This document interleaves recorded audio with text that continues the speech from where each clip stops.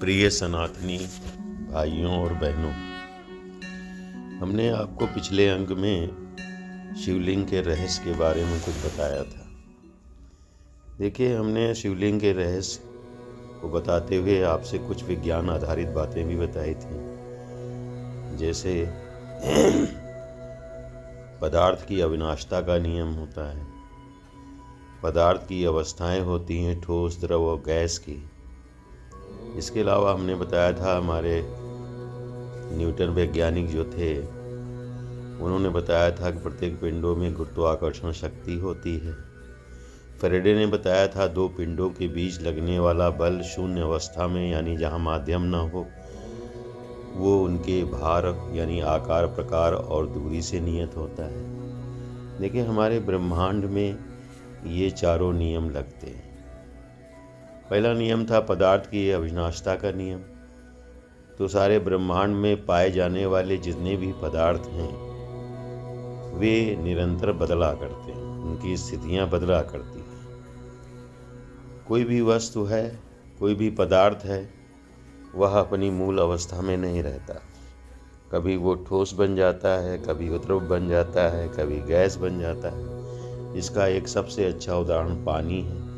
पानी को हम ठोस, द्रव और गैस तीनों अवस्थाओं में देखते हैं। इसके अलावा कोई भी पदार्थ है, जैसे मनुष्य है, मृत्यु हो जाने के बाद इसका जो शरीर होता है वो अलग अलग तत्वों में बढ़ जाता है। 5 तत्वों से मिलकर बना है, 5 तत्वों में विलीन हो जाता है और ये 5 तत्व फिर मिलकर के एक जीव का रचना करते हैं। या गाय जो भी भोजन करती है, उसका जो मलमूत्र होता है वो खाद के रूप में परिणित हो जाता है। पेड़ पौधे उसको ग्रहण करके और उसको उस साइकिलिंग को पूरा कर देते हैं, वे पुष्ट होते हैं और उनके फल और सब्जियों को खा करके हम लोग अपने शरीर को बनाते हैं। इस प्रकार हम देख रहे हैं कि जो विज्ञान के दोनों नियम हैं वो ब्रह्मांड में आज भी चालू हैं, यानी आज भी उनका प्रभाव है और वे आज भी चल रहे हैं। गुरुत्वाकर्षण शक्ति के बारे में मैंने बताया था कि सभी हमारे जो ग्रह उपग्रह हैं इनके आपस के बीच में गुरुत्वाकर्षण शक्तियाँ लगती हैं।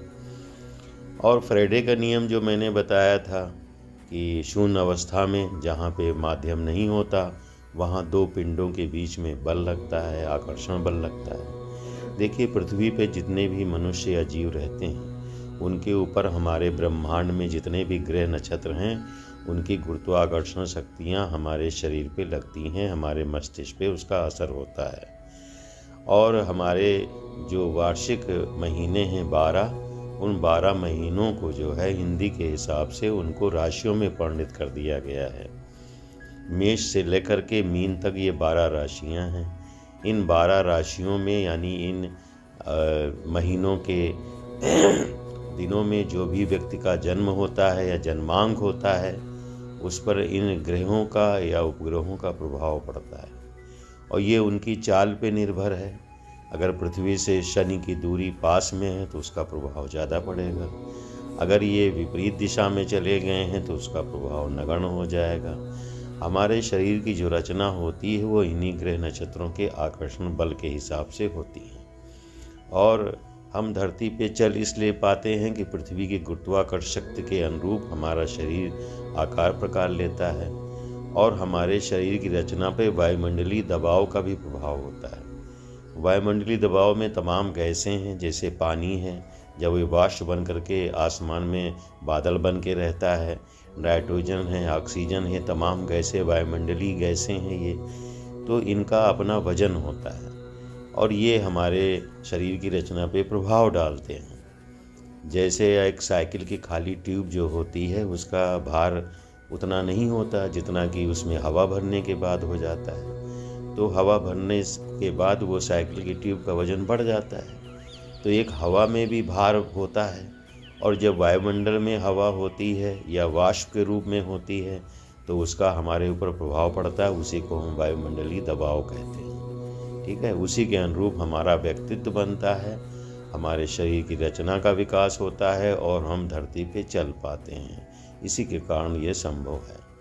इसके अलावा हमने आपको बताया था कि हमारे शिव भगवान के मुख से पहला शब्द ओम निकला था। देखिए, ओम के लिए बारे में मैंने बताया था कि आ, उ और मा ये 3 अक्षर हैं। आ से सृष्टि का प्रारंभ, और उ से उत्थान या विकास, और मा से मरण यानी अंत मैंने या ब्रह्मलीन होना बताया था। देखिए, ओम शब्द जो निकला है वो उसका दूसरा अर्थ भी होता है।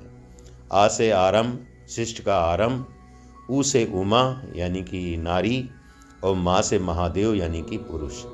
यानी कि भगवान शिव ये बताना चाह रहे हैं कि इस सृष्टि का निर्माण इन नारी और पुरुष इन दोनों के संयोग से ही होगा। देखिए, हमारे शिव के बाएं अंग से विष्णु